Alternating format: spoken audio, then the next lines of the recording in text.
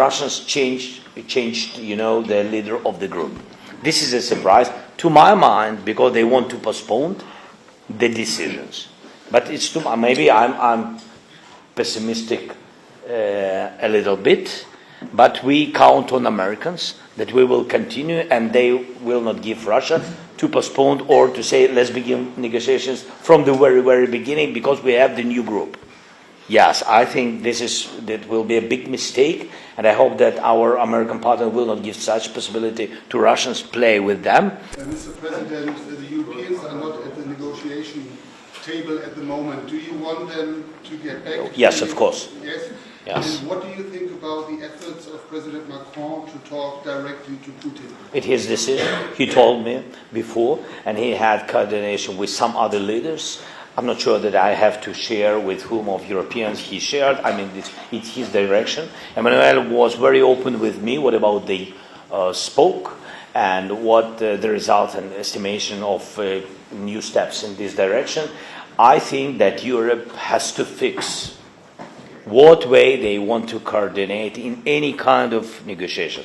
To my mind, my suggestion that Putin will play games with one, with another, then with the sword, with the force to divide the Europe and to give everybody some prize, some sweets, just to give them that they will get feeling that they are decisive in this. Emmanuel is totally on our side, on Ukrainian side, and but I think again and again that the most clear pressure on Putin, the most clear negotiations will be more helpful for all of us because a lot of different people, a lot of leaders, and that's why I think if Europe will be with the United States, with Russia, and with Ukraine at the same table, we will have more chances to end this war. I think so. And that's why I shared the same with Emmanuel. Speaking about coordination at the moment, you don't see Europe being coordinated on No, Europe is coordinated. They try, and we help as much as possible. Some can tell with details what we do, but I mean this. I don't want to speak about all the details. I mean this Europe also very different, but now Europe is the leader of support for Ukraine, and that's why we need to unite everybody. Speaking about France, yeah, it's been 4 years already of war. You see Trump playing with your nerves. You keep saying you're frustrated with the way things are going in Europe. It's too slow. Emmanuel Macron will not be the president of France next year. He's going to be out of office. My question is to you personally. How are you personally, and how long can you keep doing this with all this frustration that you've got? Thank you very much. Yes, I mean this. Emmanuel is with us 1 year. It's a big part of this quarter of this war. Yes, a year. It's a long period of time. I hope that we can finish this war during this year. And I think a lot of things, of course, depends on the leader, but a lot of things depends on society support. And I think that French people support Ukraine, don't support Putin. That's why we count on this support. I hope that it will not decrease. But again and again, of course, if the leader brings, Russian narratives, of course, it's a big problem for us. And how are you psychologically? Me? I'm okay. What do you think? You look tired. I'm tired? You look tired. It's been 4 years already. Don't look at me. No. Thank you so much. Of course, but all of us are tired in Ukraine. I think so. But we have to do our job to save our country, to defend our rights and our people. So I think that we are at the same boat. Yes. Tired but strong. Галина, please. Галина. Можливість це наступний переговорний трек у Женеві. Про що саме будуть говорити переговірники? Які саме треки будуть обговорювати? Чи будуть обговорювати наступні обмінні процеси? І як саме українцям зрозуміти конструктив цих перемовин? Тому що ми в Україні сидимо під цими жахливими ракетними шахедними атаками. Можливо, має сенс англійською, щоб повторювати кілька разів. In English, not to repeat the same question. Okay. Thank you for the question. So about Switzerland. So the mandate of our group, our group, all the surnames, all the representatives. Of course, Rustem will lead this group, will continue to do it. The first one, we have political sector and we have military sector. The surprise is that Russians changed, the leader of the group. This is a surprise to my mind because they want to postpone the decisions. But it's too, maybe I'm pessimistic a little bit, but we count on Americans that we will continue and they will not give Russia to postpone or to say let's begin negotiations from the very, very beginning because we have the new group. Yes, I think that will be a big mistake, and I hope that our American partner will not give such possibility to Russians play with them. So military and political. About the military, they have to accept the monitoring mission, how it will be in the case when the war will end, the monitoring of ceasefire. That's what they have to accept. And only one thing between us. And then exchanging of war prisoners. So they have about 7,000, maybe a little bit less, of Ukrainian warriors. We have, for today, I think more than 4,000 already, and it's good news because we had 1,500. And for today we have a little bit more than 4,000. It means that we can exchange. So we are ready if they will say all to all, great. If they will say 1,000 to 1,000, not great, but very good. So, but if they will say 100 to 100, we will do it. Of course, for us, any such step, it's a positive decision. This mandate our group has. And about the political decisions, Rustem, you can give comment? Yeah, the President gave instructions and directives to discuss on the land. We have stay where we stay. It's not just, it's not good, it's not fair, because for us it's just these 1991 borders. But this option is on the table that we discussed. The second option was potentially that U.S. and others, European allies, said about a free economic zone. We are elaborating around it, and details we will tell later. Mr. President, do you Deborah, really please. believe you can join the European Union in 2027? Seriously, when you This speak is a to part of our security guarantees. We spoke about security guarantees, but we need a package, and United States and Europe, they accepted that. They think that bilateral security guarantees between us and the United States is crucial.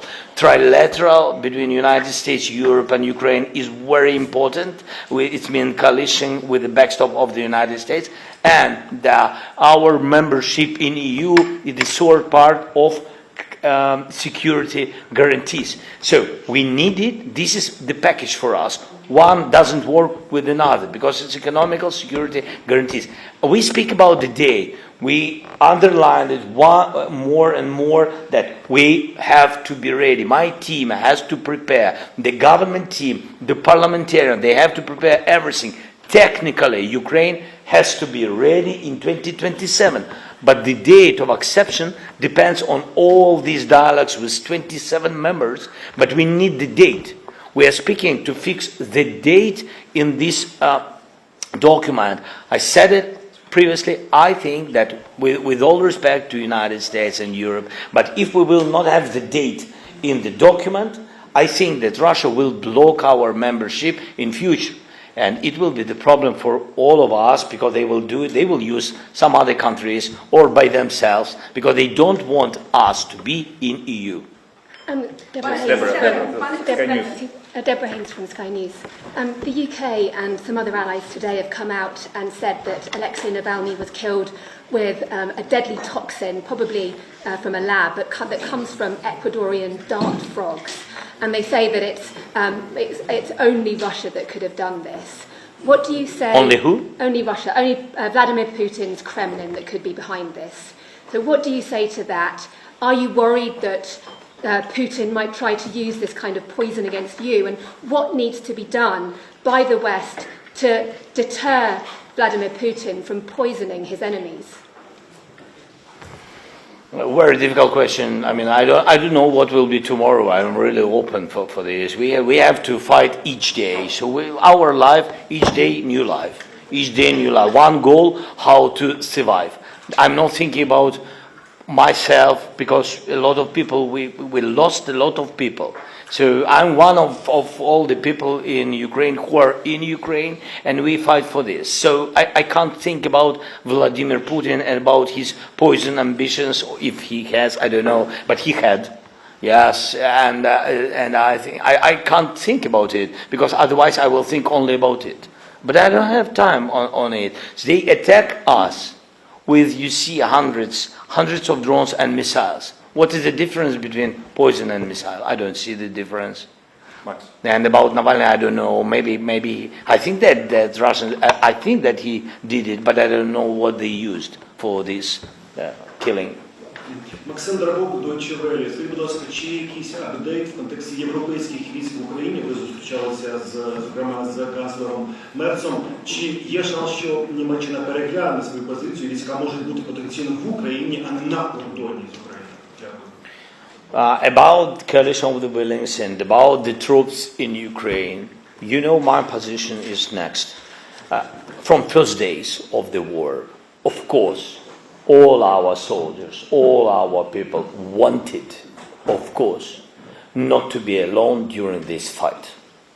But I never could publicly propose to have troops from other countries, because I was afraid, and I think I'm right, because I tried to raise this topic, but I understand the reaction. I never raised the topic to involve other troops to Ukraine during the war, because I thought that we will lose any kind of support.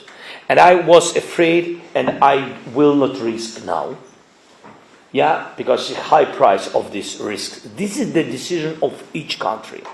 And even after this war ends, it was the idea of coalition of the willings from France, from Emmanuel. Of course I support it, but it was the signal from him and from UK that after ceasefire, after we will have ceasefire, we are ready to put troops, and the coalition of the willings, one or another country, they have to put troops somewhere, to soldiers, somewhere it's about sky, somewhere security in the water, in the sea, and of course we support this idea very much.